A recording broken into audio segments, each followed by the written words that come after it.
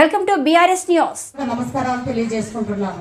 జ్ఞానికి నాంది దేశ చరిత్రలోనే ఎప్పుడూ లేని విధంగా మామూలుగా గ్రామ సభలు జరుగుతుంటాయి. కానీ గారు అదేవిధంగా ఉప ముఖ్యమంత్రి పవన్ కళ్యాణ్ గారు ఆదేశానుసారం ఈరోజు రాష్ట్రంలోనే 13,326 గ్రామాల్లో ఏకకాలంలోనే గ్రామ సభలు మీరే నిర్ణయాధికారం మీకే అంటే ప్రజలకే ఇచ్చిన ఘనత ఎన్డీఏ ఉమ్మడి ప్రభుత్వం అని చెప్పి ఈ సందర్భంగా నేను తెలియజేసుకుంటున్నాను.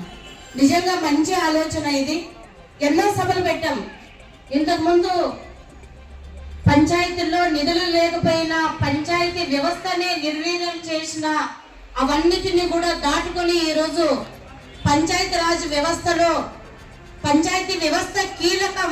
గ్రామాలు అభివృద్ధి చెందాలంటే ఖచ్చితంగా పంచాయతీ వ్యవస్థను మనం అగ్రగామిగా నిలపాలని మహాత్మా గాంధీ ఏ రోజైతే పిలుపునిచ్చారో దానికి ఈ రోజు నాంది పలికినట్టు మన ఎన్డీఏ ప్రభుత్వం. నిజంగా చాలా సంతోషదాయకం.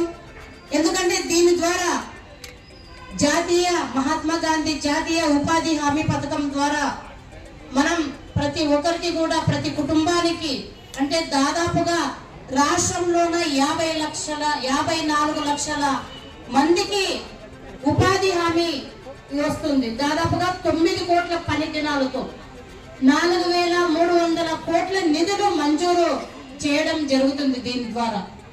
కాబట్టి వీటిని ప్రతి ఒక్కరం కూడా సద్వినియోగం చేసుకోవాలి. మనమందరం కూడా ఇక్కడ కూర్చున్నటువంటి పార్టీ నాయకులైతేనేమి, గ్రామ పెద్దలైతేనేమి, మహిళలైతేనేమి, మిగతా వాళ్ళైతేనేమి, అధికారులైతేనేమి, మనమందరం కూడా కూలంకషంగా చర్చించి మనకి ఏది అత్యవసరం, ఏది ఈ గ్రామానికి ఇంపార్టెంట్ అనేది ఫస్ట్ ప్రియారిటీ ఏమి ఇవ్వాలా అనేది కూడా మనమందరం కూడా కూలంకషంగా చర్చించుకోవాలి.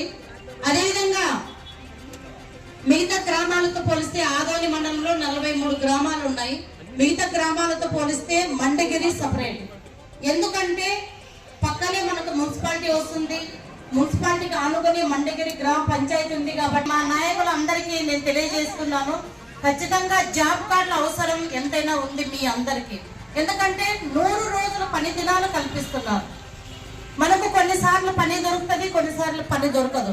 కానీ ఒకసారి మనం జాబ్ కార్డు తీసుకుంటే ఖచ్చితంగా మనం అప్లై చేసుకుంటే 100 రోజులు మనకి పని అవకాశం కల్పిస్తారు అధికారులు.